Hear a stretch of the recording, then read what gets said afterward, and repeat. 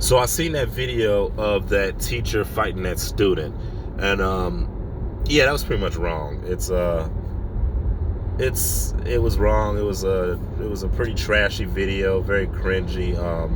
Because as a teacher, you're not supposed to be hitting kids. You know, the parents drop the kids off to you. It's for them to be entrusted to you for their protection and their learning, and you're supposed to provide that experience. So if you're a teacher fighting a kid, that's unacceptable. They got security guards there for a reason, or other faculties or disciplinarians, or somebody else can help, handle that situation. Your job is there to teach. So you can't be fighting kids. Also, as a grown adult, you're supposed to be more mature. You're supposed to have that, mature mindset to where you can de-escalate situations as opposed to continuing the momentum of the argument or escalating things.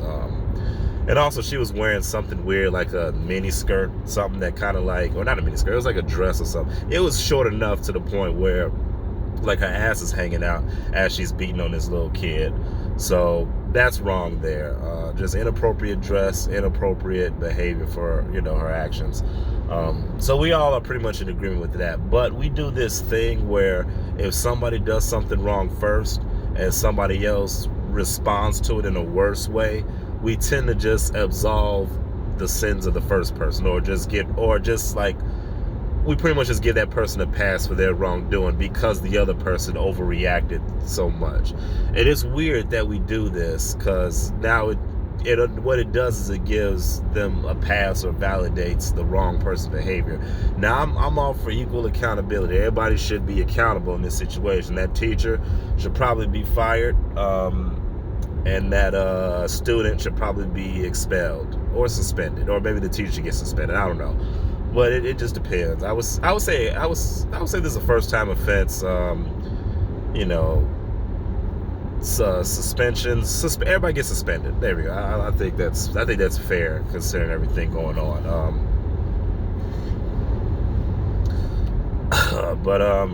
So anyway, now as a kid, I was seeing a lot of people in the comments pretty much saying like, if that's the kid, don't take her phone. You don't have a right to take her phone and blah, blah, blah.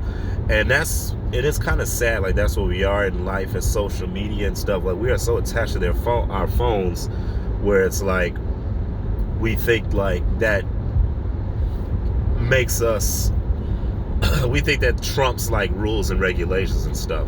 Like, I remember as a kid growing up, you couldn't have any devices or anything in class that was a distraction. If you had, like, the teacher would confiscate a phone, they would confiscate the little Game Boys that we had, or the PlayStation portables, Pokemon cards, them little nanotech toys. What are them toys? Them toys where you put on your hip and it walks the steps. Those gigapets. Teachers would take all that. Anything that was a distraction, they would take. Even if you were passing a note, they would take. Those little fold-up fortune tellers, cookie cutters, the fortune, you know what I'm talking about, them cootie catchers. Yeah, when you fold the paper up and you do like the pick a color, yes, no, one. Teachers would confiscate that. Anything that was a distraction, it would get confiscated, and then you would either get it back at the end of the class, or your parent would have to come and then they would have to retrieve the item, and then there'll be a talk like, hey, your kid was using this in class, it's disruption to the class, they're not supposed to do it. So I'm assuming that's what happened. The teacher confiscated the phone, and so one, the kid shouldn't have had the phone in class in the first place as a distraction. Then two, once it's confiscated, you just got to take the L and just, go to the office and call your mom and say, hey, they took my phone, or get the phone back at the end of the class, or whatever, But then when she approaches the desk and starts like trying to get the phone back from the teacher, now she's not respecting authority. So that's wrong too, You're supposed, and then three is like, it looked like the teacher was like trying to get on the phone to call somebody, but then as she's like walking away, the student's kind of like trying to reach and grab the phone. And she's like, and then they kind of bump into each other. She kind of bumps into her back first. The teacher bumps into her, kind of like, don't run, don't come close to me.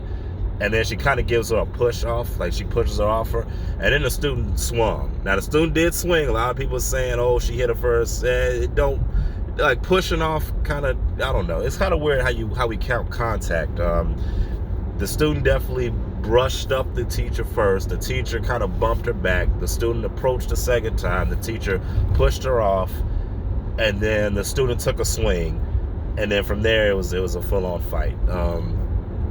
Now, as I think this is a teachable moment for our youth, we need to tell them, hey, no distractions in class. You respect the teacher, respect the elders and the rules of the classroom, and also don't swing on an adult. Now, I guarantee you that kid wouldn't be swinging on a classmate that size. It was a huge height difference too, height and weight difference.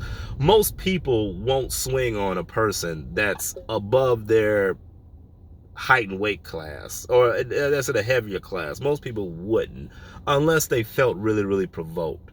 Now maybe she did feel really, really provoked, but at the same time, like, she's definitely in the wrong. The student's in the wrong too. I would say both of them should get suspended. I think that's how that should play out. Both of them suspended, or both of them fired, or the student expelled.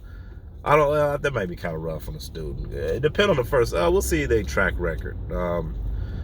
Because what this does is this gives, like, other students, like, kind of like the okay to act a fool in class and then get a fight to a teacher, and we don't want to be teaching that or allowing that to happen, because as a teacher, you're supposed to just be able to show up to work and do your job, and the kids are supposed to come with the expectation of, we're gonna sit down and we're gonna learn and not be a distraction to everybody else in the class. Because I mean, we've all been, I think everybody's been like a class clownish once or sometime, or on the other flip side, you've been in the class trying to learn something and somebody else is just distracted. It's annoying, So I would say they both in the wrong. Hold everybody accountable, but that's just my 2 cents on everything.